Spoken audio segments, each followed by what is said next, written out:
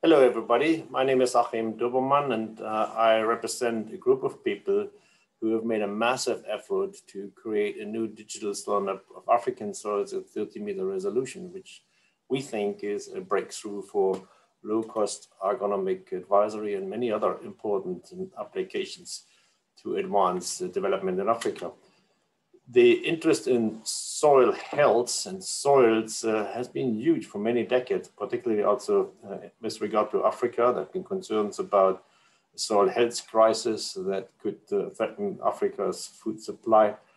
And there's been a lot of debate going on how to tackle hunger in Africa by enriching its soil. And sometimes people say it's through fertilizer, sometimes through agroecological interventions or a combination of both. But what is clear to me is that in any case, we need better information about the soil to know what we're doing. And more recently, it has also become quite clear that there's a clear business case for investing in soil health, also because soil sits right at the middle of implementing many of the sustainable development goals. And that's also increasingly realized in the business sector as part of more sustainable investment and development strategies. Efforts in Africa to create new digital soil maps started more than 10 years ago. And there was a dream already at that time to create a digital soil map of the world. And Africa in many ways went ahead, probably because it had so little recent information about soil. And there was a real opportunity to take full advantage of new methodologies. So using remote sensing, using spectral techniques to measure soils in a faster and more efficient manner, new sampling methodologies, and then combining all of this through computational approaches for digital soil mapping that we just didn't have at our fingertips before. And just a few years ago, a new digital set of soil nutrient maps for sub-Saharan Africa was released at a resolution of 250 meters. This was a massive breakthrough, and I think it was also very unique of this kind in the world. But of course, the question now is how can we take this further and take even more advantage of the new needs and new technologies? So iSDAsoil is the name of the new product that we have been working on. And we think it is actually a farm level digital soil map for Africa that now brings us down to a scale at which many of the actual concrete interventions need to happen. And how did we make it? We used more than 100,000 sampling locations, actual soil samples or soil profiles measured all over Africa, that came from many different sources, including, of course, many of those that were used to make the previous 250-meter map. You can see the distribution here. And of course, there are some countries where a lot of information exists. If you look at Western Africa, you see a lot of information in Ghana, for example, or in Eastern Africa and Tanzania, maybe Kenya too. But there's also others where we have gaps, Madagascar, to name one example, the northern part of Africa, but also many Western African countries. But nevertheless, having that kind of information and then combining it with remote sensing and other information for the entire continent allows you then to make predictions for the entire continent. So the method that we have used is explained here. So we have on the left the sampling points that were collected and harmonized and standardized and also corrected if needed. Those become the training points. Then we bring in a stack of 250-meter resolution layers from remote sensing and climate and other types of things, and a stack of much higher resolution 30-meter images from Sentinel-2 and other satellites of more recent kind. So we then use 5 different regression modeling algorithms in machine learning modes to predict soil properties for the 250-meter, for the 30-meter. We combine the predictions, so from the whole ensemble, and that then gives us a predicted value for any 30-meter pixel in Africa and the uncertainty around this. And this is very important. So we are able to tell you now not just what the value is, but also roughly what the range around it is at this particular given location. And then, of course, this needs to be checked for any artifacts. So with this approach, we have mapped 22 soil properties at an end depth of 0 to 20 and 20 to 50 centimeters. At that 30-meter resolution, that means we have for each of those layers more than 24 billion individual prediction locations or pixels across Africa. And the good news is that all of that information will be freely available to anyone. People often ask how accurate these predictions are. So here is the validation plot shown in the form of concordance correlation coefficients. And you can see there's some variation around this, but by and large, we have correlation coefficients that are anywhere in the range of above 0.6 to 0.9, with a few exceptions. You see, for example, very good predictive ability for properties like pH or organic carbon, or often also texture, which is also quite related to remote sensing images. Whereas for others that don't have those strong correlations with auxiliary information that is available, those predictions tend to become less. You can see this here for sulfur.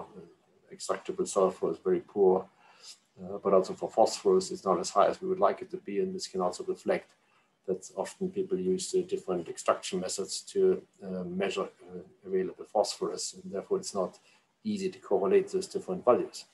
But by and large, I think we can be very happy with this result, and it gives us assurance that the resulting maps are very usable for a variety of purposes.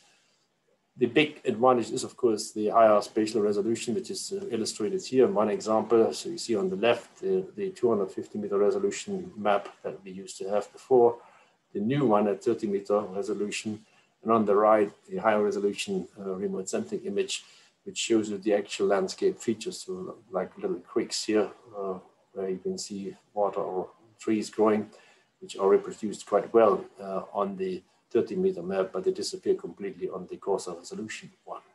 So really a quantum leap forward in terms of information depth.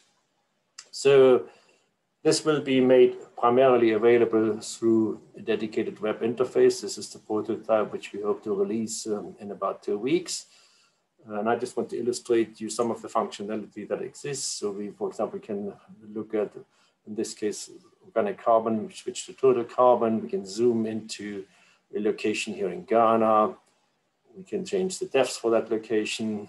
We can look then also at the uncertainty around this. So the dark values are greater uncertainty around the estimates, and we can click on a particular point and we can see not just the value, 70.2 grams per kilogram, in this case, total carbon, but underneath also the variability around this at this given location. A lot of very useful information. We can use another example. We can type in the actual location that we are interested in, lat long coordinates, and it'll then zoom in directly to this place. So right now we're moving here straight into Kenya. So we can see it zooming in, and it shows us the value. And then we can, of course, explore in the menu other information around this. We can change the opacity. We can turn on the underlying satellite image to see the local features in more detail, and also then turn on the uncertainty again to know how accurate our estimates are and where we need to also invest more in improving them. So these are like some of the things you can do, and maybe just 1 or 2 more examples. So we can then also very quickly look at multiple data layers. So just here toggling between the 2 depths, but we can also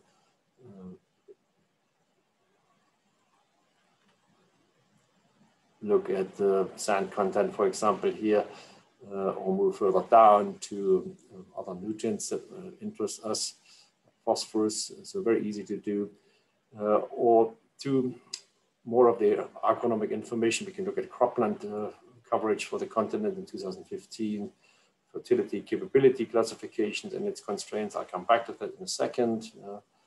And we also have included at the bottom a land cover map for Africa that shows you not just the agricultural uses, but the different land use types as a whole. And the last example is showing the fertility capability classification, or FCC, which shows us what particular soil fertility constraints may occur at a particular location. So green meaning no known constraints, and yellow meaning, okay, that location has at least one constraint and we can click to find out what it is. A calcareous soil here. Orange, we have two constraints, in this case, aluminum toxicity and low potassium. And then the other levels are 3, 4, or 5 constraints. So, and we can zoom in this case to Ghana here to look at that in more detail for a particular region and explore how major soil fertility characteristics change across the landscape and what those are that we need to particularly worry about. So this will be available through this web portal, but for developers also through an API where they can directly query data layers, make the whole data sets available for bulk download, and hopefully everything also will become accessible through the Google Earth engine. This is not a one-off product. The key feature of it is that we can essentially update it very quickly. It takes a little less than a day to rerun the mapping for a single soil property at a single depth for the entire continent of Africa. So if one receives new data, either new soil data or new remote sensing information of better kind, then the whole maps can be updated on a regular basis. So that depends, of course, on other people contributing to it. So we want to make a particular call to the entire community of researchers in the public and private sector to share additional data with us so that we can improve this product as a public good for everyone to use. So if you're interested in this, please contact us at info@isdaafrica.com. The key now is, of course, for clever people to do something with it. And so we can only imagine a few applications here as examples. So I think the first major category is targeting interventions and investments that are related to overcoming soil constraints to crop production and nutrition. So very important is this kind of information for attempts to close yield gaps. I think it's also going to be very important for developing climate change adaptation solutions and strategies, preventing soil degradation, using the soil pH information, which is shown here, the new map, for designing liming strategies and policies. There's also evidence that soil nutrients are clearly linked to the occurrence of malnutrition or other health problems in humans. So on the right, you can see an example here from work last year that still used the 250-meter map showing linkages between soil nutrient, in this case zinc, and population density, and you can identify hotspots of where one should particularly think about nutritional intervention strategies that could include fortifying fertilizers with zinc, for example. So, but by and large, I think the first group of applications will be in the fertilizer space in terms of needs. Where is it needed? What is needed where? Most the surrounding policies for this, specific products and blends that can be tailored now better to sub-regions or even smaller domains in a certain region. And then the associated advisory networks and services. And I think that would really help addressing one of the fundamental problems that we have in Africa, which is that for many decades, and this is the data shown for the last 6 decades, we have essentially run an agriculture in Africa that removes more nutrients from the soil than it puts back.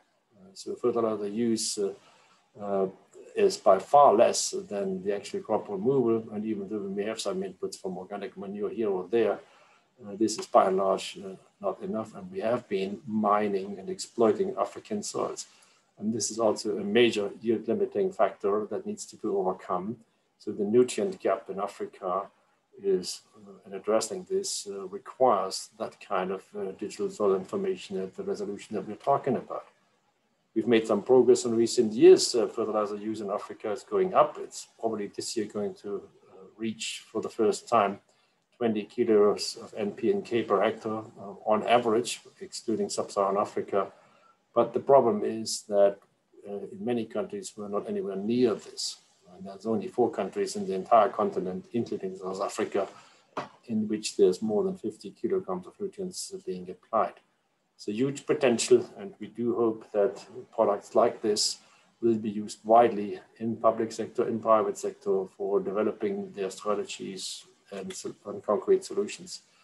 We think it will be useful for rapidly developing regional or even local fertilizer recommendations in combination with prediction models such as QEFT or Nutrient Expert.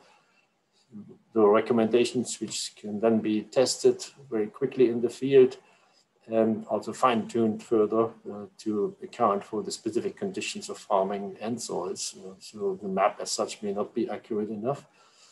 And we also believe that the map that we have and the surrounding information can form the basis for more risk-based agronomic management.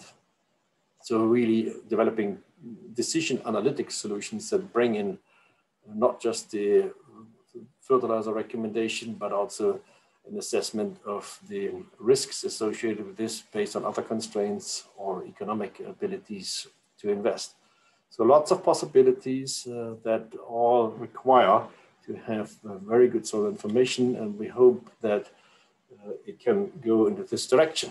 We'll have another session tomorrow at the ASA meetings on Wednesday, November 11th at 10:30, where this iSDAsoil product will be presented in more detail and also discussed by a panel of experts. So please tune in again and have a closer look at it.